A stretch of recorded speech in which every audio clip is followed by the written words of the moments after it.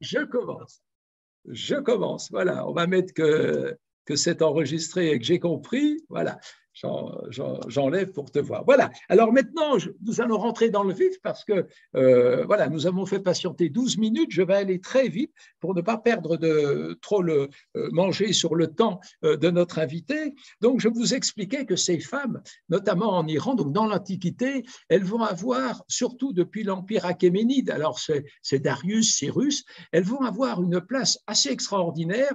Bon, c'était aussi la volonté du grand Cyrus qui est le fondateur de l'identité perse, on peut le dire. Donc, on est vers 550 et qui, dans son code, va bien établir une liberté et de religion et d'expression.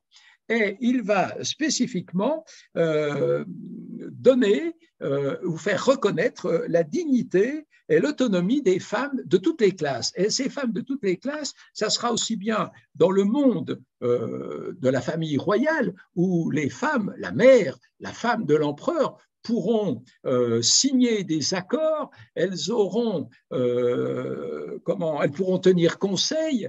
On voit des femmes qui vont dans l'armée achéménide obtenir des postes extraordinaires. À la bataille de Salamine, qui doit parler à un certain nombre de vous, en 480 avant Jésus-Christ, vous savez, en Grèce, là où l'empire achéménide va commencer à décliner devant cette grande défaite, eh bien, l'amiral en chef est une femme. On a aussi une femme, par exemple, qui est à l'origine de cette fameuse garde des 10 000 immortels qui constituent la garde impériale autour de l'empereur à Persépolis, qui sont représentées sur les bas-reliefs. Et on aura des femmes d'affaires qui vont être très actives dans le commerce achéménide. Et on a des femmes, chose extraordinaire, ouvrières, qui ont un statut égal à celle et un salaire égal à celui des hommes, à compétences égales, on insiste bien. On sait tout ça grâce aux tablettes en argile qui ont été retrouvées à Persépolis. On a tous ces détails et cette position de la femme, qu'elle soit ouvrière, qu'elle soit militaire, guerrière, qu'elle soit femme politique proche du pouvoir, toute cette position de la femme iranienne va durer jusqu'à l'arrivée de l'islam. Donc, on va passer à travers les grands empires. Alors, Alexandre, puis les Parthes, puis les Sassanides, je vais vite, pour arriver donc à l'entrée, à la conquête de la Perse par les armées arabes. Donc, les choses vont un peu changer, il faut le dire, mais comme vous savez qu'une certaine résistance à la culture, à l'identité perse va naître notamment grâce aux poètes et aux grands poètes, et c'est comme ça que l'Iran ne va pas perdre son âme malgré des conquêtes diverses. L'islam, mais les Mongols ou les Seldjoukides d'avant, peu importe. Et l'on voit que chez les grands poètes, je prends l'exemple du livre des rois, le Shahnameh, dans lequel Ferdowsi, qui est l'auteur de ce poème épique qui va être le fondateur, on va dire, de l'identité perse, eh bien, donne à la femme un rôle tout à fait prédominant. Et puis, je ne vais pas citer les autres poètes comme Nézami au XIIe siècle et bien d'autres, pour arriver à la fin du XIXe siècle où, paradoxalement, Molière, avec ses œuvres, arrive en Iran, est traduit en Iran, et vous connaissez la place de la femme dans les pièces de Molière, et Molière connaît un succès extraordinaire. Il est à l'origine du théâtre moderne en Iran, et donc la femme va rentrer, si je puis dire, dans ce monde islamique par le théâtre de Molière pour retrouver un certain statut. Donc, je vais tout de suite accueillir notre invité de ce soir, Morgane Lotz. Bonsoir, Morgane. Je dis deux mots sur Morgane pour que les uns et les autres sachent qui est la personne qui va s'exprimer au nom, si je puis dire, des femmes iraniennes depuis 100 ans. eh bien, Morgan Lutz va occuper des fonctions de directeur de recherche au sein d'un institut à Téhéran qui s'appelle l'Institut Meriar Ahamanesh. Il fonde un site qui est spécialisé dans l'Iran contemporain et le chiisme. Il est diplômé de la Domini Universitas sur notamment le chiisme et l'exégèse coranique.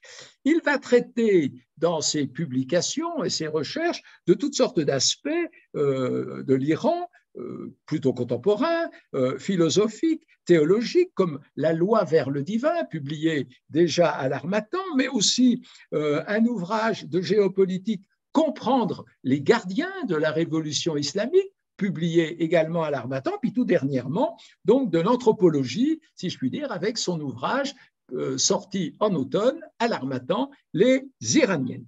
Donc, j'attaque tout de suite, mon cher Morgan, et nous avons 10 minutes pour ce premier chapitre, si je puis dire, pour parler de la place de la femme au début du XXe siècle. Que pouvez-vous nous dire ? Alors, le début du XXe siècle en Iran est marqué par ce que l'on appelle la révolution constitutionnelle. Donc, on peut présenter ça de la manière suivante. Après un siècle, le XIXe siècle en l'occurrence, de léthargie politique, où l'Iran est sous la coupe de la dynastie Qajar, qui n'a pas beaucoup avancé, permis à l'Iran d'avancer, de se développer, puisque la dynastie Qajar avait plutôt l'habitude de déléguer l'organisation des grands chantiers publics, donc je pense au chemin de fer, à l'extraction des mines, aux constructions publiques, également le tabac, de laisser à travers des concessions des manufactures étrangères s'en occuper. Donc on a un abandon total des grandes charges de l'État par la dynastie Qajar, et ce XXe siècle s'ouvre en 1905 avec ce que l'on appelle la révolution constitutionnelle, qui traduit les besoins de la société iranienne de l'époque de construire un pouvoir politique en Iran qui soit tout d'abord solide et surtout qui n'offre pas le pays sous forme de concession à des étrangers. Il faut bien comprendre que les Shahs Qajar, à part voyager et se prélasser, ils ne s'occupaient pas ou n'avaient pas forcément les compétences pour s'occuper correctement du pays, surtout à la fin du XIXe siècle. Et alors, comment nos femmes arrivent-elles dans l'histoire, si je puis dire ? Eh bien, par la façon suivante, un premier événement qui a eu lieu en 1891 et qui s'intitule la révolte du tabac, qui justement naît du refus de céder au major Talbot les concessions, enfin, via une concession, les champs de tabac iraniens, et les femmes vont se distinguer puisque lorsque une fatwa a été mise interdisant l'utilisation de tabac, les femmes du harem du Shah vont tout simplement arrêter de fumer et faire pression sur le monarque iranien pour qu'il revoie sa décision de céder Donc le monopole du tabac. Le monopole du tabac, merci, au major Talbot. Donc déjà là, on va voir que les femmes en Iran ont un moyen de pression, ont aussi envie de s'exprimer, et ça va réellement se faire en 1905, quand les premiers mouvements politiques féminins voient le jour. Et voilà, parce que les femmes iraniennes ont décidé de participer à la vie politique à l'égal des hommes, et elles aussi ont des revendications, ont des choses à dire concernant la manière de gérer le pays et de le développer. Donc, pardon, j'interviens. Donc là, pour que nos amis comprennent bien, bon, ça va de soi que c'est peut-être pas les femmes de toutes les couches de la société iranienne à cette époque. On reste peut-être dans la sphère de la cour, ou bien si c'est plus large. Alors en 1891, on reste dans les sphères de la cour. Mais en 1905, comme dit, il y a aussi l'influence d'étudiants iraniens qui ont été formés en Europe, qui reviennent en Iran avec des idées nouvelles. C'est aussi le début du développement de la franc-maçonnerie en Iran. Donc, il y a beaucoup d'éléments intellectuels qui vont faire germer dans l'esprit de la population iranienne des idées nouvelles, comme la démocratie, comme la participation, comme le vote, tout simplement les élections. Et cette participation des femmes est soutenue par des religieux. Alors on peut citer Haji Mirza Hadi Davlatabadi, ou bien encore Shaykh Mohammad Hossein Yazdi, ou encore Shaykh Hadi Najmabadi, qui sont des clercs assez influents et qui ne s'opposent pas, voire même soutiennent la participation des femmes dans ces mouvements politiques. Donc, il faut rappeler que ce n'est pas une nouveauté en Iran, la participation des femmes, puisqu'il y a eu des précédents à partir du 8e siècle chez les Ismaéliens et au 19e chez les Bahaïs, qui scolarisaient les filles de la même manière que les garçons. Et l'éducation des femmes existait déjà en Iran. C'est important de souligner ça, parce que je pense que dans cette sphère du Moyen-Orient, c'est sûrement unique. Oui. C'est d'ailleurs quand on demande à un Européen quelle image il a du Moyen-Orient, c'est souvent l'absence de la femme dans la vie publique. Et en Iran, ça n'était pas le cas à cette époque. Et ça n'est toujours pas le cas aujourd'hui. Les femmes participent activement. Et donc cette révolution constitutionnelle va se poursuivre jusqu'en 1911 avec différentes péripéties. Et le Majlis, donc Majlis, c'est le mot persan qui désigne le Parlement, va être pris d'assaut en 1911, mais pris d'assaut pas par n'importe qui, mais par des femmes iraniennes. Étonnant, on a l'impression de vivre l'actualité.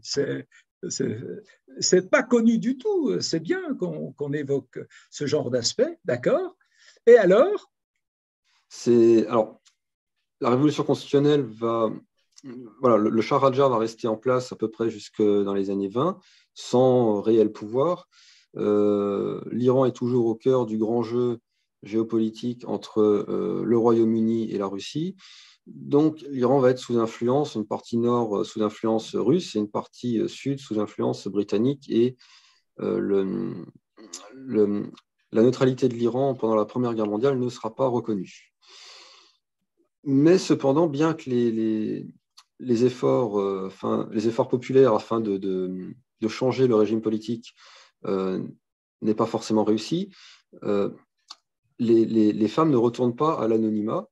Ce que les femmes ont pris, elles l'ont acquis.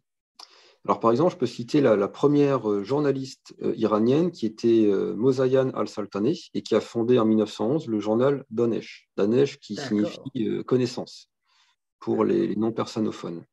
Très passionnant. Donc, on a la première femme iranienne qui dirige un journal, mais la fin de la période révolutionnaire constitutionnelle ne marque pas la fin du journalisme en Iran. C'est-à-dire que ce journal va continuer d'exister et ce que les Iraniens et les Iraniennes ont appris des événements politiques et de leur tentative de constitutionnalisation de l'Iran, n'est pas oublié. Et on arrive donc, parce que je vois le temps qui passe, on arrive au coup d'État de Reza Shah. C'est une nouvelle dynastie qui chasse les Rajars, la dynastie Pahlavi. Et là, il se passe d'autres choses? Alors oui.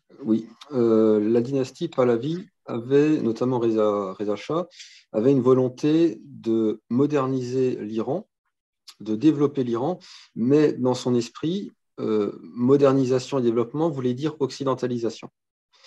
Donc, il va prendre des mesures. Alors, je prends un exemple, le Parlement qui vote en 1931 une loi fixant l'âge légal du mariage à 15 ans au lieu de 13. On a un système éducatif qui est créé en 1936 pour les filles et les garçons. Cependant, il faut attendre 1939 pour que les femmes puissent accéder à l'enseignement secondaire. Donc, souvent sont présentées ces réformes à un public occidental, mais ce qui est passé sous silence en Occident assez régulièrement, c'est une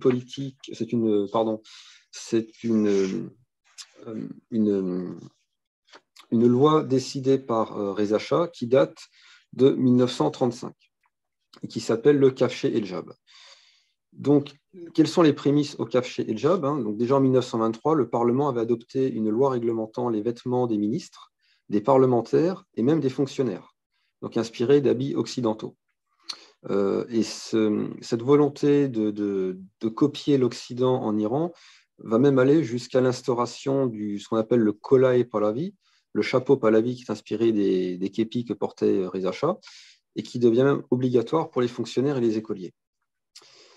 En septembre 1928, l'abolition du port des vêtements traditionnels pour les hommes est votée par le Parlement.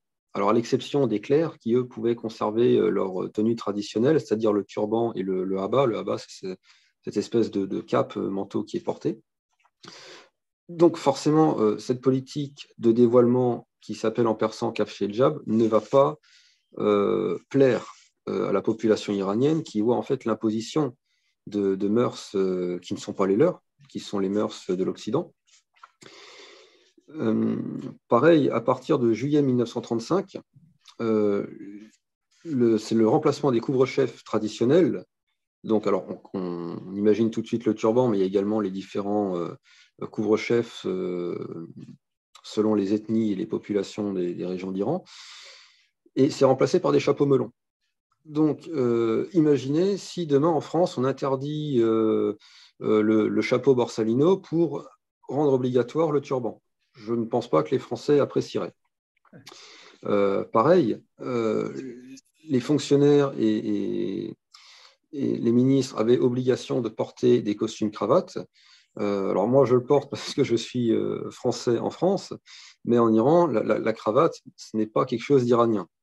Donc forcer les gens à porter ça va être très mal pris, très mal reçu par la population, qui plus est lorsque le gouvernement iranien fait importer des costumes cravates et des chapeaux melons d'Europe, aux frais du contribuable, bien évidemment. Sauf que les gens, ils devaient acheter leurs costumes cravates. Donc c'est leur argent qu'ils payent et ils sont obligés de le payer une deuxième fois. D'accord. Et dans tout ça, donc, on revient à nos femmes, puisque c'est le sujet. Donc, elles se voient, alors, parce que c'était quand même une grande tradition de plusieurs siècles de porter le voile, depuis au moins, mais j'allais dire depuis que l'Iran est devenu chiite sous la dynastie safavide, mais bien avant, c'est une grande tradition du Proche et du Moyen-Orient. Et alors, ça se passe comment? Il y a des réactions? Il y a cette obligation de se dévoiler pour les femmes. Ça se passe comment? Alors, ça va très mal se passer. Ça va très mal se passer. C'est-à-dire? Donc, la réforme devient effective le 8 janvier 1936. Alors, dans le calendrier persan, c'est le 17 Dey 1314, par promulgation d'un décret de Reza Shah. Donc, les forces de police reçoivent l'ordre de retirer les voiles et les foulards de toutes les femmes qui apparaissent ainsi vêtues. Donc, certaines étant publiquement battues et humiliées. Voilà. C'est intéressant de voir comment l'histoire peut se répéter avec un retour de balancier. Voilà, on comprend des fois mieux certaines choses. Et alors, enfin, je veux dire, bon, il y a cette intervention, on va dire, musclée, il n'y a pas d'autre mot, du gouvernement du Shah pour obliger toutes les femmes qui portaient le voile, j'allais dire, par tradition, peut-être pas idéologiquement, mais par tradition, c'était comme ça. Donc, vous me dites que ça ne se passe pas bien, c'est-à-dire on a des exemples. Qu'est-ce qui s'est passé? Tout à fait. Par exemple. On peut citer l'exemple de la mosquée de Goharshad, donc qui est une mosquée située à Mashhad. Ah, c'est à Mashhad, d'accord. À Mashhad, et le 12 juillet donc 1935 se rassemble une foule de protestataires, tout simplement ils manifestent, et ça va déclencher des mouvements de foule assez importants, à tel point que l'armée est obligée d'intervenir. D'accord. Bien entendu, sur ordre de Reza Shah qui souhaite garder le calme par n'importe quel moyen. Et la nuit du 14 juillet, les militaires vont donc entrer de force dans le sanctuaire. Alors, normalement, un sanctuaire chiite est considéré comme sacré, donc comme une église, on n'y rentre pas avec des armes. Pareil. Encore moins pour aller tabasser des gens. Sauf que ce que les manifestants réfugiés dans le sanctuaire de Goharshad ignorent, c'est que 2 bataillons encerclent le sanctuaire, ouvrent le feu sur la manifestation. Et donc, naturellement, il va y avoir un mouvement de fuite général. Les gens ne vont pas rester face aux balles. Donc, ils vont partir vers les autres sorties du sanctuaire. Mais ce qu'ils ignorent, c'est que les mitrailleuses sont disposées sur le toit des immeubles qui font face. Donc, ça va être un massacre qui va faire entre 800 et 1200 morts, entre 200 et 500 blessés, ainsi que 800 arrestations, selon un rapport britannique de l'époque, qui n'est pas des plus fiables. Hein. Il semblerait que sa vision soit assez biaisée. Ce qui est intéressant de noter, c'est que parmi les 800 arrestations à Machhad, on peut en compter une très intéressante, c'est le grand-père de l'actuel guide de la Révolution, Seyed Ali Khamenei, qui avait été arrêté à l'époque. Donc, je me suis d'ailleurs intéressé dans mon livre à cet épisode et je suis parvenu à trouver des sources locales qui ont pu nous parvenir jusqu'à présent. Donc, j'ai trouvé ces chiffres très intéressants. On parle de 2000 à 5000 personnes tuées et 1500 arrestations, selon un rapport... non, pardon. Ce sont les chiffres qui ont été dits, mais ceux-là, pareil, sont aussi à préciser. Mais ce qui est intéressant, c'est que selon un rapport de l'armée, 2 officiers et 18 soldats ont été tués et 2 soldats ont été exécutés au motif de refus d'obéissance. Et même un soldat ira jusqu'à se suicider. Donc, il y a eu un procès en 1941 où le colonel Navahi, qui était responsable des opérations, a déclaré que 700 personnes furent tuées et 50 blessées dans la mosquée. Et ce qui est intéressant, c'est qu'il contredit en 1941 son rapport de 1935 où il donnait un bilan de 20 morts et 40 blessés. Donc, je me suis intéressé à des témoignages d'époque qui ont été mis par écrit et qui sont parvenus jusqu'à aujourd'hui, où on apprend déjà que les corps des victimes ont été entassés dans des camions militaires et ont été enterrés dans des fosses communes, évidemment sans que soient effectuées les formalités religieuses. Et on peut estimer que le bilan réel est compris entre 1500 et 2000 morts.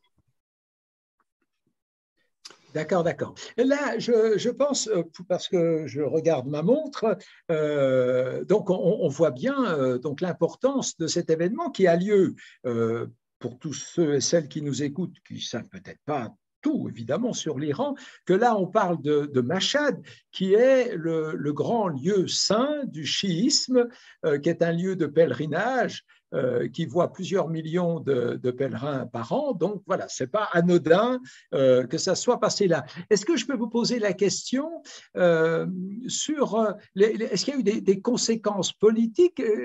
Quelles répercussions a eu cet événement tragique du nord-est de l'Iran? Ou pas? On sait s'il y a eu des... Oui, il va y avoir une conséquence assez aisée à deviner, c'est que le voile va devenir un enjeu politique. Parce qu'il faut bien comprendre que le fait de se couvrir pour une femme, en Iran, ce n'est pas uniquement islamique, c'est avant tout iranien. Et alors j'aime citer André Malraux qui écrivait dans Les Voix du silence que les femmes iraniennes étaient déjà voilées sous Darius.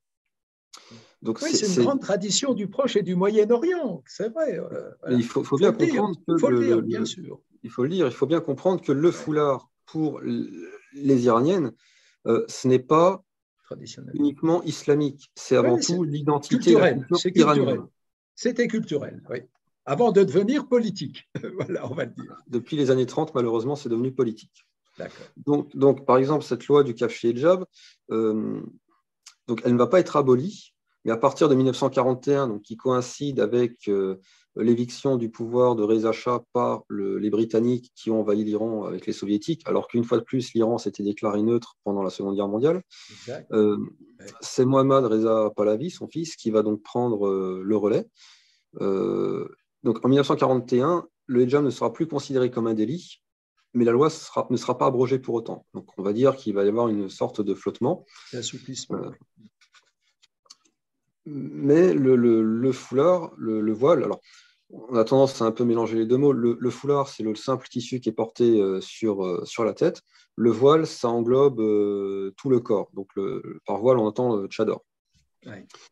Par foulard, on entend le roussari ou le châle que portent les femmes, parfois négligemment sur le chignon derrière la tête, qui leur donne beaucoup de charme d'ailleurs. Donc, il y a quand même une différence entre les différentes manières de se couvrir en Iran. D'accord, d'accord. Et alors, j'aimerais peut-être maintenant, donc on voit l'importance qu'a eu cette décision, on va dire, d'occidentalisation à l'extrême de la société iranienne, forcée. On en arrive donc peut-être à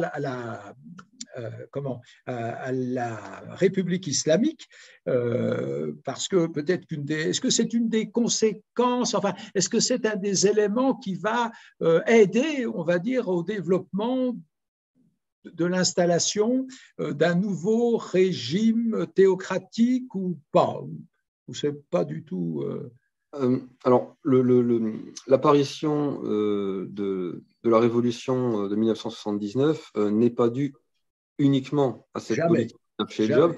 jamais. Oui. C'est un élément, évidemment, puisqu'il y avait quand même une occidentalisation forcée de l'Iran, parce que voilà, les monarques pahlavis imaginaient qu'en copiant l'Occident, ça aiderait l'Iran à devenir pareil. Mais voilà, on ne peut pas mélanger, comme disait le général de Gaulle, on ne peut pas mélanger tous les pays comme on mélange une purée de marron. Ça va. Mais enfin, ça avait été une mode lancée par Atatürk en Turquie, oui. Et qui était le modèle de Reza Shah à l'origine. Voilà. D'ailleurs, l'unique voyage à l'étranger de Reza Shah était en Turquie en 1934. Ah oui, voilà, voilà. Et donc, voilà, on installe la République islamique. Donc, nous voici les 44 dernières années. Alors, qu'est-ce qu'il, un peu plus, 60 ans, qu'est-ce qu'il en advient? Comment évolue le statut de la femme? Est-ce qu'il évolue d'abord pendant cette période de la République islamique? Donc, oui, hein, la femme ne va pas, pardonnez-moi l'expression un peu familière, mais elle ne va pas retourner dans la cuisine. Les droits qui ont été acquis par les femmes vont demeurer. D'ailleurs, les femmes vont se battre pour ça et il est tout à fait normal qu'elles le fassent, surtout qu'elles ont été parmi les plus importantes participantes à la Révolution.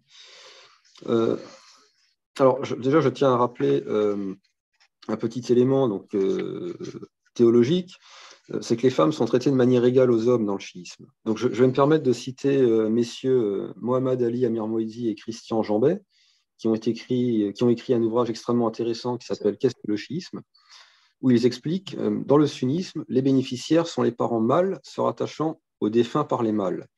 Dans le droit chiite, les femmes du même degré de parenté ont les mêmes droits que les parents mâles. Comment aurait-il pu en être autrement dans un système fondé sur l'autorité absolue des imams qui sont parents du prophète par sa fille Fatima?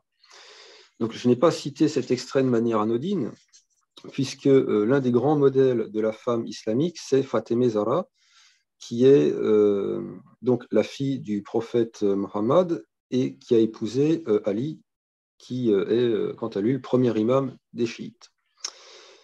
Donc, si les 11 imams suivants, dont le 12e qui est Imam Mahdi, qui reviendra à la fin des temps, en tant que sauveur et protecteur des croyants, c'est grâce à une femme, c'est grâce à Fatemeh. C'est pour ça que l'image de Fatemeh est extrêmement importante. Et on peut citer un exemple qui est un livre écrit par Ali Shariati, Fatemeh et Fatemeh, Fatemeh Fatemehost en persan. C'est une personnalité extrêmement importante et inspiratrice pour les femmes iraniennes, à tel point que le jour de sa naissance est célébré le 16 décembre et que ça fait partie, c'est que c'est la deuxième célébration annuelle de la femme en Iran. Car en Iran, la révolution islamique n'a pas effacé la culture iranienne. Ça, c'est quelque chose qu'on entend souvent en Occident pour décrédibiliser le régime actuel. Mais encore aujourd'hui est célébrée en République islamique d'Iran la fête de Sepandar Mazd, qui est une fête zoroastrienne qui rend hommage aux femmes. Donc, les femmes iraniennes sont quand même bien loties puisqu'elles ont deux fêtes les honorant par an, une fête zoroastrienne et une fête islamique. D'accord. Mais alors, pour en arriver sur du concret, nous sommes en 1980, on va dire. Voilà. Comment ça évolue le statut, la place de la femme dans cette société qui redevient, si je puis dire, islamique? Mais politique islamique. Il y a des éléments qui vont Oui, tout à peut-être fait. se renforcer, se développer ou pas, je ne sais pas. Alors, bien que la loi de la protection de la famille qui avait été votée en 1963 fut abrogée, de nouvelles lois vont être votées. Hein, je pense notamment, alors pour en citer quelques-unes, la réforme de la législation sur le mariage et le divorce qui est votée par le Parlement en 1986 et donc qui renforce les droits matrimoniaux des femmes et leur accorde des avantages dans le cas des divorces. Donc, je vais citer quelques exemples. Les femmes divorcées ont désormais le droit de partager les biens conjointement acquis en 2 parts égales et les montants des pensions alimentaires sont augmentés. De même que la dot que l'époux doit restituer à sa femme qu'il quitte, cette dot est indexée sur l'inflation. Alors, il faut peut-être dire pour nos amis que dans un contrat de mariage, on stipule un certain nombre de choses. Voilà, j'en parle puisque j'ai eu la chance d'être marié à l'iranienne et donc j'ai appris ça. Donc, vous devez spécifier devant l'officier, qui est souvent un clerc d'ailleurs, ce que vous laissez comme dot à votre femme. Alors, avec toutes sortes d'abus dans les deux sens, parce que certaines, si je puis dire, vont en profiter, ou bref, où la dot ne sera pas rendue si la femme divorce, parce que le divorce, on entend, je me permets d'intervenir parce que moi j'entends un certain nombre de choses, des fois de la part d'Iraniennes qui ne savent pas, c'est que on peut, lors d'un mariage, la femme peut demander que soit mentionné sur le contrat de mariage qu'elle a le droit au divorce. Alors, c'est pas toujours fait, parce qu'il y en a beaucoup qui ne savent pas que c'est possible, et il y en a aussi qui n'osent pas, parce qu'on va se marier, on s'aime, on n'imagine pas que les choses peuvent changer dans 2 ans, dans 3 ans, dans 10 ans. Mais le système juridique permet de faire ça. Mais je voudrais revenir sur un aspect de la place de la femme, comment cette femme iranienne va, on va dire, se moderniser, parce que quand on va en Iran, je ne parle pas que des images à la télévision, mais quand on va en Iran, on voit que, notamment dans les grandes villes ou dans les villes moyennes, peut-être pas dans les villages, mais dans le milieu urbain, les femmes iraniennes apparaissent très modernes dans leur façon de voir les choses. Elles conduisent. On n'est pas en Arabie Saoudite, elles conduisent toutes seules, elles ont leur voiture de plus en plus. Alors, comment on est arrivé à ce statut de la femme universitaire, ainsi de suite? Vous pouvez nous dire un peu comment les choses se mettent en place? Eh bien, par quelque chose de très simple et à la fois dramatique, c'est la guerre imposée à l'Iran par l'Irak. Les hommes étant appelés au front, les femmes vont naturellement devoir les remplacer. Et donc, ça va être une petite révolution pour beaucoup de femmes. Alors déjà, certaines s'engagent dans les services de santé ou de secours, et la plupart vont aller travailler dans les usines, notamment pour produire de l'armement, quand c'était possible, Oui. ou tout simplement remplacer les hommes partis au front. Donc, c'est un peu la France de 1914-1918, ça s'est passé comme ça. J'allais citer la Première Guerre mondiale en France, c'est le même phénomène qui s'est passé. Les femmes ont compris qu'elles pouvaient aisément remplacer les hommes, et les hommes ont compris qu'ils avaient besoin des femmes. Donc, à partir de là, le rôle économique et professionnel des femmes va augmenter. Après, il est bien évident que des femmes qui ont acquis une certaine autonomie financière n'aient pas envie d'y renoncer.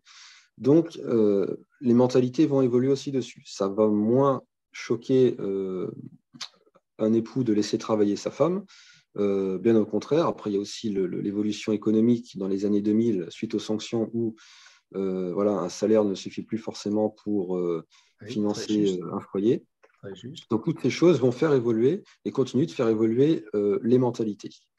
Alors après, des décisions politiques sont prises aussi. En 1991 est fondé le Bureau des affaires des femmes. En 92, c'est le Conseil supérieur de la Révolution qui vote l'adoption de mesures favorisant l'intégration des femmes sur le marché de l'emploi et qui développe une politique d'encouragement pour suivre des études donc dans les domaines comme la médecine ou la recherche. Aujourd'hui, 70% des étudiants dans les domaines des sciences et de l'ingénierie sont des femmes en Iran. C'est le plus fort taux au monde. 60% des étudiants en études supérieures sont des femmes. Donc, on constate que les femmes sont pleinement intégrées dans la société iranienne et Oui. progressent, continuent de progresser et poursuivent leurs efforts afin de légitimer leur place, qui est parfaitement légitime. J'ai une question, Morgane. Oui. Alors, les femmes voilà, rentrent à l'université, elles vont occuper des places dans la vie active du pays. Qu'en est-il dans le monde du travail de leur statut? À travail égal, salaire égal, comment ça se passe? Vous savez ça? Alors, je ne suis pas le comptable de toutes les entreprises iraniennes, donc je ne peux pas vous dire si le salaire est égal partout. En tout cas, une loi a été votée sous la République islamique d'Iran afin qu'il y ait une égalité salariale. Alors, vous allez me dire, on a la même chose en France, mais oui, en France, ce n'est pas toujours respecté. En Iran, je ne sais pas si c'est toujours respecté ou pas. Je ne sais pas, non. En tout cas, la loi iranienne exige qu'il y ait une égalité de salaire à travail égal. D'accord, d'accord. Et qu'est-ce qui a poussé, vous avez en partie répondu, mais qu'est-ce qui va pousser, on va dire, ces femmes éduquées de plus en plus, en grand nombre, j'allais dire, opter pour cette mondialisation, parce qu'on l'a vu dans les images, la jeune fille iranienne, la femme, pas les grands-mères, mais on va dire les générations des 20-45 ans sont occidentalisées, quoi. Enfin, énormément, enfin, dans le monde urbain en tous les cas.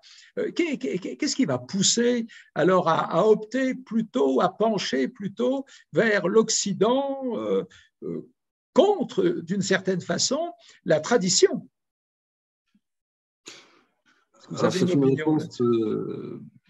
une question bien difficile. Hein. Je n'ai pas la réponse à cette question. Je n'ai pas pu constater lors de mon expérience en Iran que la population iranienne en général était attirée par le mode de vie occidental. Alors, c'est toujours délicat de dire ça parce que quand on a une image d'un pays qui est idéalisé, forcément, on a envie d'intégrer dans notre culture des éléments de ce pays. Soit. Voilà. Mais dans le monde urbain, enfin moi j'atteste puisque je vais tous les ans en Iran et puis je vois bien la belle famille. Dans le monde urbain, moi je suis surpris de voir comment la société iranienne a complètement basculé dans ce mirage occidental en abandonnant même des choses, y compris dans la nourriture traditionnelle iranienne. Est-ce que donc tout ça, alors c'est vrai que l'éducation permet cette ouverture, cette curiosité, on s'ouvre peut-être à la technologie moderne et les Iraniens et les Iraniennes sont très connectés quand même. Donc ceci peut-être explique cela. Il y a évidemment le soft power des États-Unis, mais bon, quand on regarde la situation aux États-Unis, ce n'est pas mieux, parce que voilà, je vais citer un exemple de ça, concernant ça, c'est que les femmes iraniennes ont plus que 14 semaines de congés payés, de congés de maternité payés, pardon, et les femmes américaines n'ont même pas une semaine de congés de maternité payés. Donc, je tiens ces chiffres du site gendertata worldbank.org.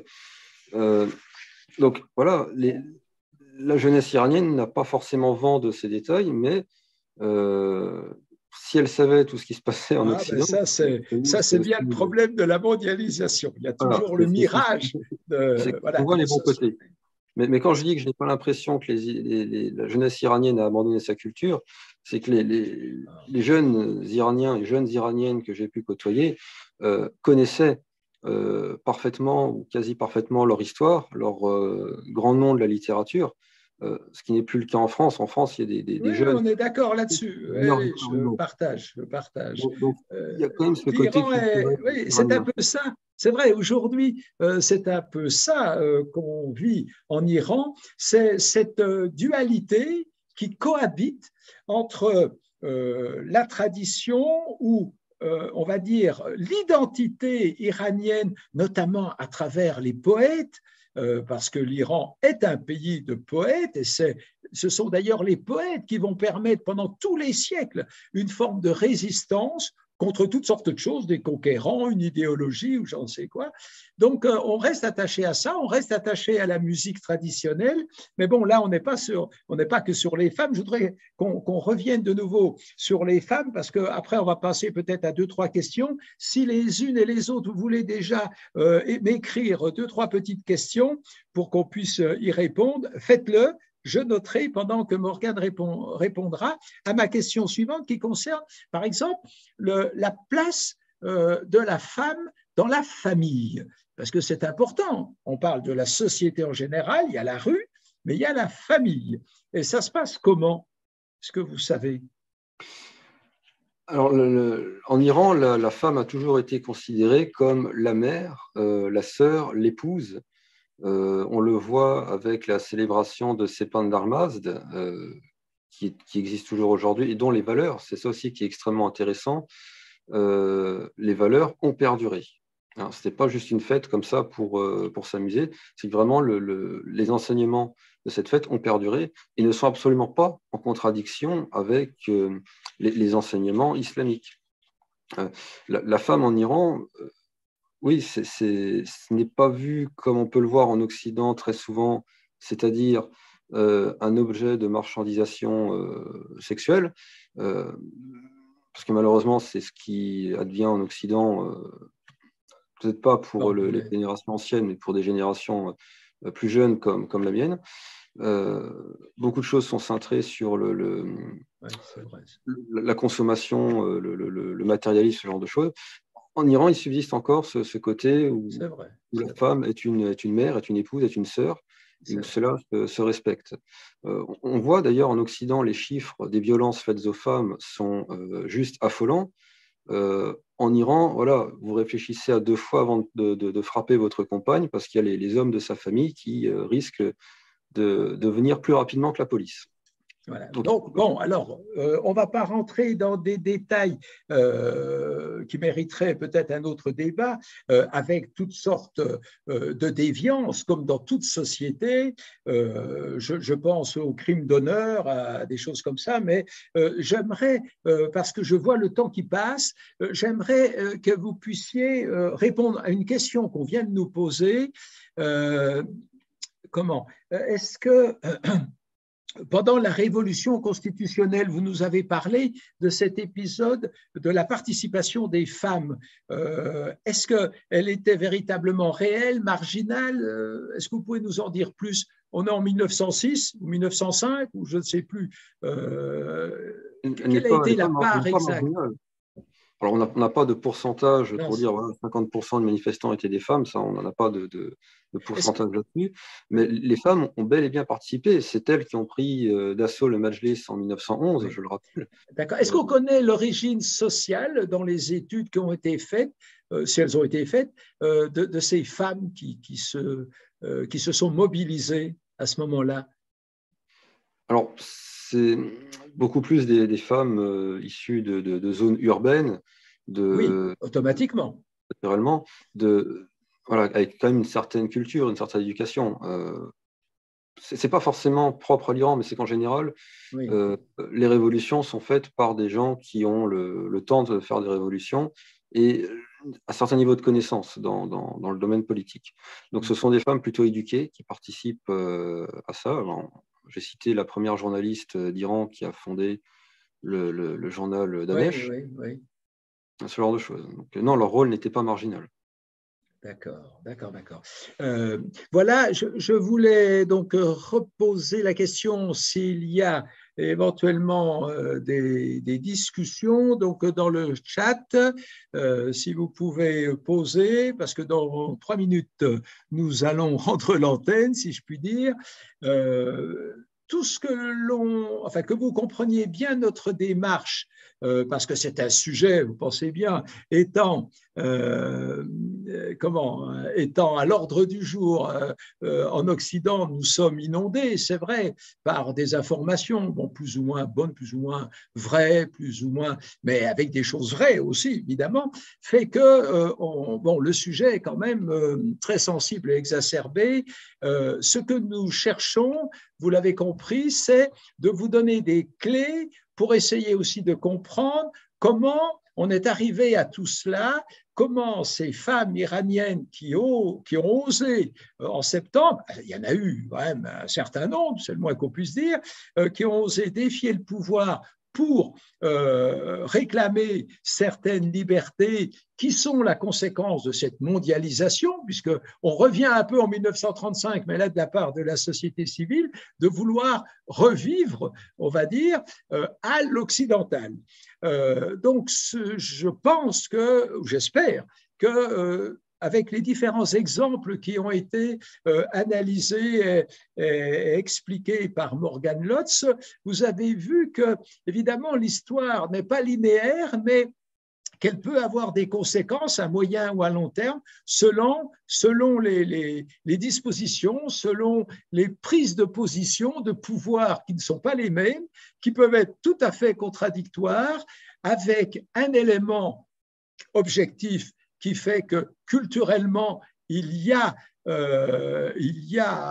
évidemment un paramètre qui est propre à la culture moyen-orientale, mais iranienne, mais il est certain qu'il y a une évolution, en particulier, je pense, moi, depuis les 20 dernières années, due à la mondialisation, à la connexion de la jeunesse iranienne sur tous les réseaux sociaux mondiaux, et comme un enfant aussi bien du Mali que d'Ukraine, eh bien, on est happé par ces nouvelles cultures, ces nouvelles formes de vie, et ces femmes, pourquoi ce sont les femmes qui ont commencé, on va dire, à prendre la parole avec vigueur, ben, vous avez compris que c'était tout ce cheminement, c'est pas nouveau, ça a été, on le voit il y a 100 ans, et puis à certains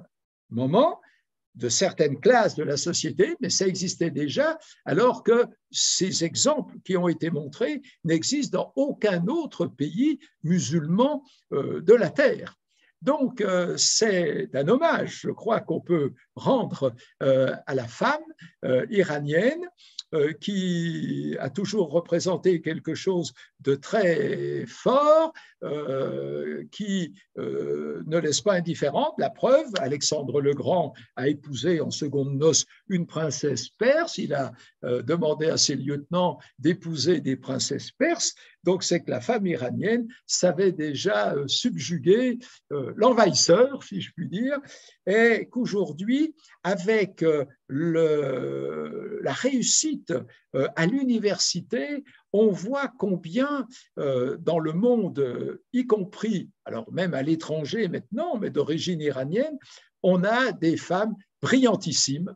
Et je pense qu'en Iran, moi c'est ce que je ressens quand je suis là-bas, les femmes n'ont pas de complexe par rapport aux hommes, elles savent s'imposer et que nous avons de plus en plus de chefs d'entreprise femmes qui s'imposent à une société d'hommes dans le monde de l'entreprise sans que ça pose aucun problème d'autorité.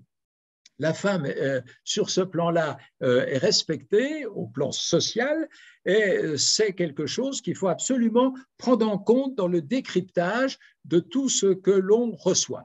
Voilà, il est 19h01. Donc, je vais vous dire à toutes et à tous merci de nous avoir suivis. Merci à Morgane. Morgane, est-ce que vous avez votre ouvrage là avec vous pour nous montrer la couverture, les Iraniennes Voilà, oui, avec un peu de recul comme ça, c'est bien. Les Iraniennes, publiées à l'Harmattan dans cette grande collection dirigée par Atta Hayati qui s'intitule L'Iran en transition, avec plus de 120 titres aujourd'hui.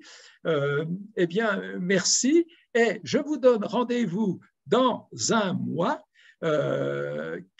pour recevoir un photographe français, un jeune photographe qui a séjourné plusieurs mois en Iran et qui a rapporté un reportage en noir et blanc sur la société iranienne qu'il a prise dans la rue. C'est magnifique, c'est remarquable et ça crée tout de suite un lien avec cet Iran de la poésie qui fait l'âme de l'Iran. Voilà, je vous remercie et je vous dis, si vous le voulez bien, donc dans un mois, mais avant, nous aurons d'autres webinaires. Moi, je vous parlais du Golfe Tegout, mais nous aurons le 9 mars un débat avec Christian Chesneau de Radio France, qui connaît bien le Proche et le Moyen-Orient et qui nous viendra débattre sur les relations Iran-Liban. Un autre sujet, voilà, le Centre franco-iranien vous dit merci et nous espérons sur votre présence le 9 mars. Merci à tous et à toutes et je vous dis bonne soirée. Merci Morgane. Merci à vous et salutations à tous nos spectateurs.